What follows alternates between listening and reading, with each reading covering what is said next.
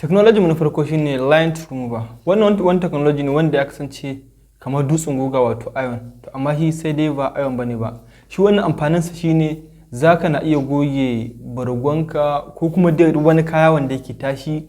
Misali za ga akwai kayan da ga sun tattashi sun yi zare-zare, to shi wannan aikin sa kawai zai ciccire maka duk wannan zare-zaren da ya tashi ko a jikin bargo ko a jikin wani abu dai mai tashi ko kujera ko ma dai mai duk wani abu da za ga yana zare-zare yana tattashi haka, to shi wannan amfanin sa shine zai cire maka shi ya gyara maka ya dawo daidai kamar bai tashi ba. Daga nan muka zo ƙarshen wannan bidiyon.